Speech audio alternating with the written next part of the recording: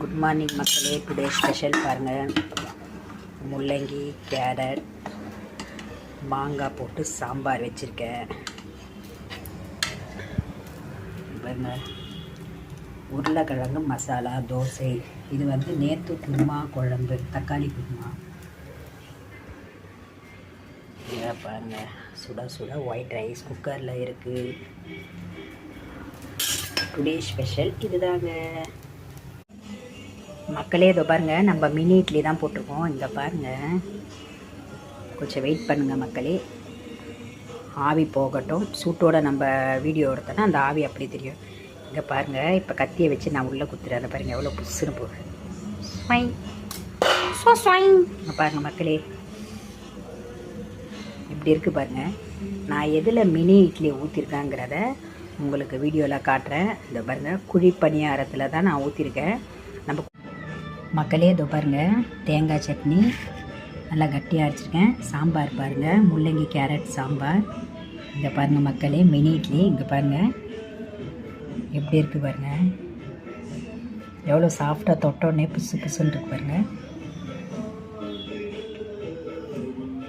இது என்னோடய பெரிய பொண்ணுக்கு எடுத்துகிட்டு போய் கொடுக்க போகிறோம்.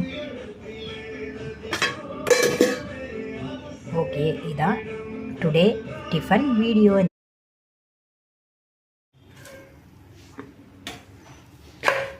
பாருங்க மக்களே, பேப்பர் ரோஸ்ட்டு தான் போட்டிருக்கேன். நெய் பேப்பர் ரோஸ்ட். இன்னொரு தோசை ஊற்றிடலாம். நெக்ஸ்ட்டு பார்த்திங்கன்னா, நம்ம சட்னி அரைக்கக்குள்ளே தேங்காய் கம்மி பண்ணிவிட்டு உடச்சக்கல்ல நிறைய போடுங்க. பச்சை மிளகா காரமாக இருந்தால் கம்மியாக போடுங்க, காரம் இல்லைன்னா ஒரு 4-5 பச்சை மிளகா போடுங்க. கொஞ்சம் ஜீரகம், 2 பூண்டு தோல் உரித்து போட்டு நல்லா அரைங்க, நைஸாக அரைங்க. தேங்காய் நிறையா போடாதீங்க, டேஸ்ட் வராது. மக்களே இதோ பாருங்கள், நம்ம பேப்பர் ரோஸ்ட் ஊற்றிருக்கோம். ஆல்ரெடி ஒன்று ஊற்றியாச்சு.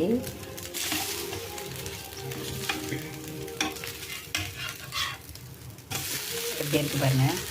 நெக்ஸ்ட்டு வந்து தேங்காய் சட்னி அரைக்கக்குள்ளே காலி ஆகிடுச்சு பாருங்கள். ஏன்னா டேஸ்ட் அவ்வளோ நல்லா இருந்தது.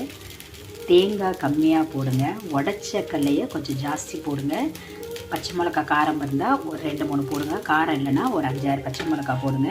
பாருங்கள் எவ்வளோ மொறுன்னு இருக்கு பாருங்கள், மசால் தோசை மாதிரி.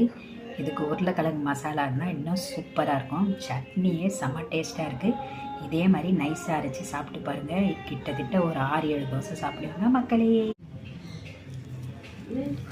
மக்களே இதோ பாருங்கள், மலை பூண்டு எப்படி இருக்குது பாருங்கள், பலாப்பழம் மாதிரி இருக்கும்.